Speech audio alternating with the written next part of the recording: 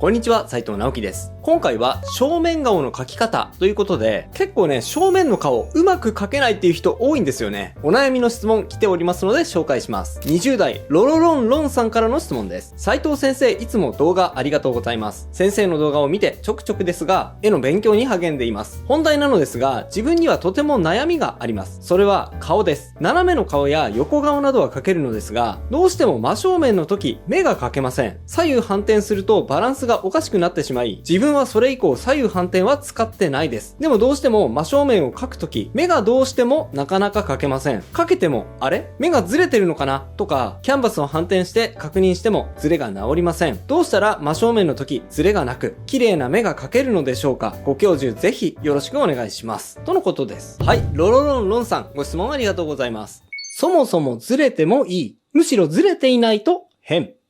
このお悩み、かなり多くの人が悩まれている悩みだと思います。一生懸命書いてみたんだけど、左右反転してみると、思った印象からずれてしまって、あれ？こんなはずじゃなかったのにってね、びっくりして、自分のデッサン力のなさに落胆してしまうっていうパターン。ただね、これもちろん程度の問題はあるんですが、僕が思うにですね、あんまり気にしなくて OK です。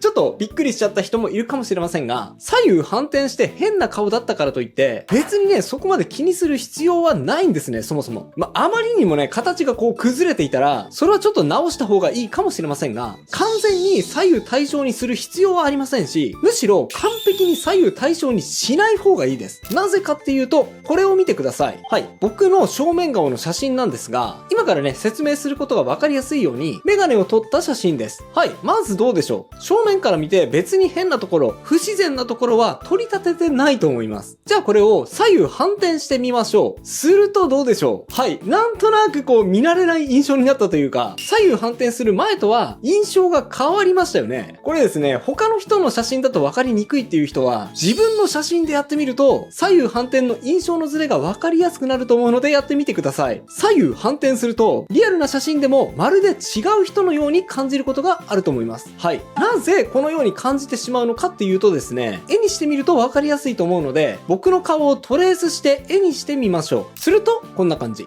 で、分かりやすいように補助線を描いてみましょう。赤が左右の目、鼻、口をつないで、傾きを分かりやすくした線。そして緑の線は輪郭線の印象ですね。どうでしょう？そもそも人の顔って、そこまで整ってなくないですか？左右で結構ガチャガチャにずれてるでしょ？目や眉毛のラインは右肩下がりなのに、鼻と口のラインは右肩上がり。で、輪郭に至っては、向かって左側の頬が若干出ているのに対して、右側はスルッと何もなく、頬骨がそこまで出ていません。はい。左右反転するとこんな感じ。ね？そもそもね、人の顔なんて歪なものなんですよ。僕の顔が歪なだけかもしれませんが、でもね、僕昔、サッカー選手の顔モデルを何百体も作るという仕事をしていたので、もう何百人ものね、各国の選手の顔を、フォトショップで左右反転したことがあるんですが、どの顔も大体こんなもんです。なので、そもそも人の顔っていうのは、左右反転すると印象が違って変に見えると覚えておいてください。それを踏まえた上で次に行きましょう。シンメトリー機能を使って当たりを描こう。人間の顔っていうのはそもそも左右対称じゃないよ。だから左右反転した時に印象が崩れてしまうのはそこまで気にする必要がないよとお伝えしました。ただですね、そうは言っても限度があります。こちらを見てください。大げさにやったので分かりやすいかもしれませんが、こちらの絵ですね、片側に膨張してしまっているのが分かりやすいと思います。左右反転するともっと分かりやすくなると思います。やってみましょう。ほら。赤い矢印の方にビヨーンとこう伸びちゃっている感じがしますよね。このぐらい左右にズレがあると、さすがに違和感を感じてしまうっていうのもまた事実としてあります。なので、正面顔を描くときには、おすすめな描き方がありますので紹介します。まずですね、Photoshop のシンメトリー機能を使います。水平方向に左右対称をオンにして描き始めますね。これね、Photoshop と言いましたが、他のソフトでも同じような機能ついている場合が多いので、そのソフトごとに調べてみてください。ちなみにね、クリスタは確実にあります。そしたらですね、このシンメトリー機能を使って、顔の当たりだけを取っていきます。いいですか？顔の当たりだけですよ。この機能を使って仕上げまで行くわけじゃありません。あくまで正面顔が崩れすぎないための当たりになる線を下書きとして描いていくような感じです。はい。こんな感じで OK です。シンメトリー機能を使ったので、完璧に左右対称になっていますが、正直どうでしょう？このままだと、ちょっとこう、無表情な感じがしますよね。無表表情かつなんかこうロボットのような不気味さ、硬さを感じるかもしれません。はい。そうなんです。人間の顔って完璧に左右対称に描いてしまうと、むしろ不気味で人じゃないような感じがしてしまうものなんですね。なので、当たりのみに使用して、あまりにも形が崩れすぎないようにするためのみ、シンメトリー機能を使いました。シンメトリー機能を使わずに本番を描こう。さて、ここからは、今描いた当たり線を薄く透かして、本番の絵を描いてみましょう。もちろんね、シンメトリー機能は一切切って描いていきますよ。もうね、シンメトリー機能に慣れすぎてしまうと、左右完璧に同じにならないことに不安を感じてしまうことがあるかもしれませんが、いいえ、むしろそれでいいんです。なぜかって、さっきも写真で見せましたが、人の顔ってですね、そもそもが左右非対称にできています。目の大きさや目の上下の位置すら左右で違いますし、鼻もちょっと右にずれていたり左にずれていたりするものです。口もね、左右どっちかに傾いているのが普通です。そういう歪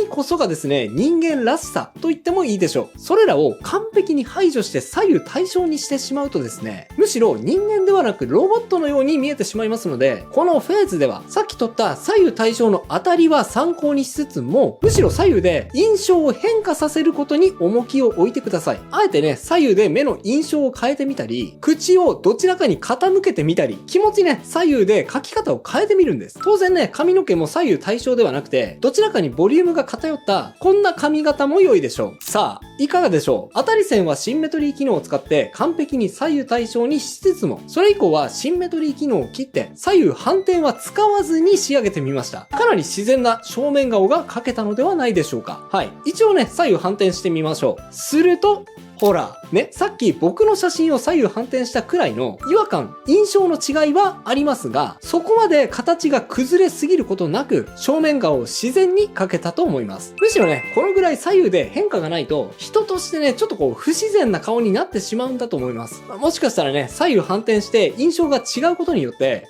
自分は全然デッサン力がないんだ、と凹んでしまう人はいるかもしれませんが、実はそうではありません。むしろそれは人として自然な、必要な歪みである可能性が高いので、完璧に左右で対称にすることを意識しすぎずに、のびのびと描いてみてくださいね。はい、気にしすぎずとも大丈夫です。頑張ってください。応援しています。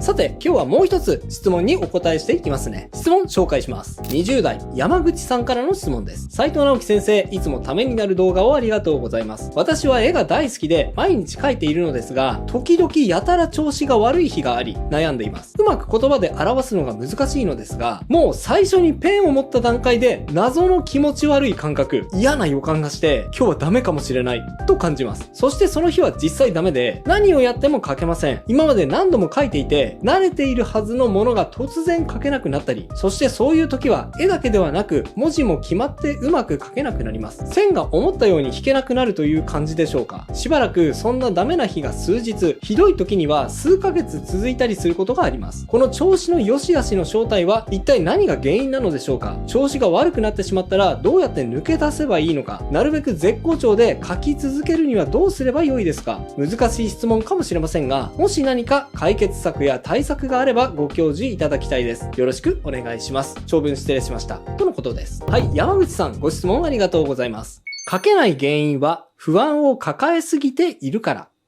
山口さんのご質問。いわゆるね、スランプの抜け出し方が知りたいんだと思いますが、実はですね、スランプって良いスランプと悪いスランプがあるんですよ。良いスランプっていうのは以前にも動画で紹介したんですが、一言で言うとね、絵を見る目だけが成長して、それに技術が追いついていない状態です。つまりね、これどういうことかっていうと、良い絵っていうのはどういう絵なのか、いろんな絵を見てきてね、目と頭では判断できるようになってきたので、こう一枚のね、絵を見たときに、これは良い絵だな。これはダメな絵だな。っていう判断基準が自分の中に生まれましたと。ただ、絵っていうのはある意味スポーツと同じですから、頭で分かっているからといって、じゃあそれを体で表現できるのかっていうと、全くそれは別の話です。体がそれを再現できるようになるには、頭のトレーニングとは別に、体のトレーニングが必要になります。頭で浮かんだものを具体的にアウトプットするには、体のトレーニング、つまり、ひたすら描かなきゃいけません。そこで初めて頭でイメージしたしたものと描いた絵が合致して、自分でもね、気持ちいい状態を作り上げることができるってわけです。で、この場合のスランプは、目と頭だけが成長した状態。つまり、成長の過渡期にあるわけですから、これは良いスランプと言えると思います。ですが、おそらくですね、山口さんのお話をお聞きすると、どうも良いスランプではなくて、悪いスランプのように思えるんですね。悪いスランプっていうのはどういうことかっていうと、絵的な要因ではなくて、何かしらの不安を私生活の方でたくさん抱え込んでしまって、それが常時気になって、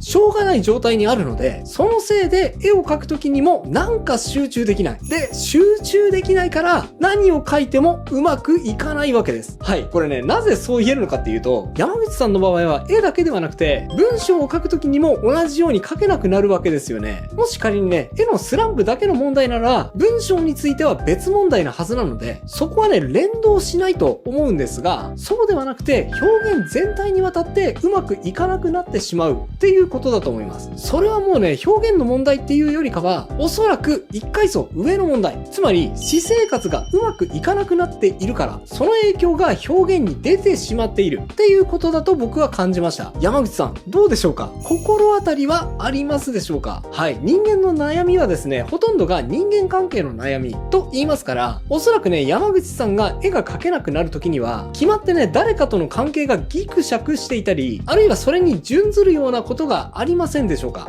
例えば、わかりやすい例で言うと、友達と喧嘩しちゃっていたり、あるいは誰かに嘘をついてしまっていたり、あとは母親とか父親との関係がうまくいっていない場合もあるかもしれません。そういうね、人間関係の悩みって、結構ね、ずーっと生活に、そして精神に影響を及ぼす問題なので、こじれてきてしまうと、自分でも一体なんでこんなに悩んでいるのか、自分でもわからなくなってしまって、解決が難しくなってしまうことがあると思います。もしね、山口さんがこう言われて、あれのことだ、あの人の関係が私を常時不安にさせているってピンときた場合には、その人の関係を良好に戻すことで、もしくはね、その関係を解消することで、スランプは抜け出せるんじゃないかと思います。調子が悪い日の絵も大事。ただですね、そうは言ったものの、調子が悪い時っていうのは、どうしてもあります。どうしてもありますし、すぐにそれが治らないことだってたくさんあると思います。そんな時、僕がどう考えるようにしているのかっていうと、調子が悪い日の絵も大事と思っています。つまり、スランプの時の絵も僕にとっては大事だし、もっと言うとね、生きている証みたいな感じがするなぁと思っています。だってですね、さっき言ったような悩みって、そもそも解決可能な悩みだけかといったら、そんなことはないと思うんですよ。特にね、人間関係の悩みっていうのは、話をするだけで解消できるんだったら、それに越したことはないと思うんですが、相手がね、堅くなな場合とか、あるいは自分が堅くなになっている場合もあると思います。それにタイミングの問題とか色々あって、すぐには解消できない問題がほとんどだと思うんですよ。それに人間関係の問題だけじゃありません。例えば自分の将来に対する漠然な不安とか、そういうものもその場では解決不能な問題だと思います。僕もですね、イラストレーターっていう不安定とされる職業を23年間続けてきましたので、そういう意味ではもうずーっとね、自分の将来に対しては不安を抱き続けてきました。この不安から解放された瞬間っていうのは正直ね、ないですね。だからそういう不安を僕も抱えながら絵を描いてきたんです。でもね、そうすると、確かにその時はあの悩みがあったからベストな状態で集中してこの絵を仕上げることができなかった。その悩みがこの絵のこの部分に出てるな、なんていうことはしょっちゅうあることなんですが、でもね、今になって思い返してみると、その絵を通してね、いろいろ思い出すわけですよ。あの時はこんなちっちゃなことで悩んでいたんだな。あの時の自分はまだまだ子供だったなとか、逆に、今はこんな細かいところで悩まなくなってしまったけど、あの時はこんなちっちゃな部分にまで気を配る繊細さを持っていたんだな。今はちょっと大雑把になりすぎてしまったから、あの時の繊細さを取り戻す必要もあるのかもしれないな、とか、その時の絵と紐づいて自分の人生を振り返ることができるんですよね。これってね、もうなんか、めちゃくちゃ生きてるっていう感じしませんか？それね、すべてのことがすんなり行き過ぎてしまったら、ちょっとね、つまらないと思うんです。なかなかうまくいかないからこそ、それが解決できた時に、心から喜ぶことができると思いますし、同じような悩みを抱えている人に対しても、優しくね、接することができるようになると思うんですよ。僕もですね、絵に対してずーっと悩み続けてきたからこそ、YouTube を通して山口さんにこういうことをお伝えできていると思うんですね。それは僕がずっと山口さんと同じ悩みを抱えてきたからだと思います。そう考えるとですね、ほら、ダメな時の自分の絵もなんだか愛おしく感じることができると思いませんか？そのダメな時の絵がこれからの山口さんをより大きくて強い存在に成長させてくれるきっかけになるかもしれません。なんかね、うまくいかないなっていう時の絵ってついくしゃくしゃに丸めてね、ゴミ箱にポイってしたくなっちゃうと思うんですが、調子が悪い日の絵もそういう意味ではとても大事なものだと思います。ぜひ捨てずにね、これからの成長の糧にしてあげてください。頑張ってください。応援しています。以上が今日僕が伝えたかったことです。いかがだったでしょうか？今回の2つ目の質問に関しては、やる気、モチベーションの問題も関係するかもしれませんが、人間関係には別に悩んでないけど、なんかやる気が出ないんだよな、集中力が発揮できないんだよなっていう人はですね、ぜひこちらの動画参考にしてみてください。絵に集中できない、モチベーションが上がらない人の特徴ですね。興味がある方はこちらも合わせてチェックしてみてくださいね。それではまた次回の動画でお会いしましょう。バイバイ。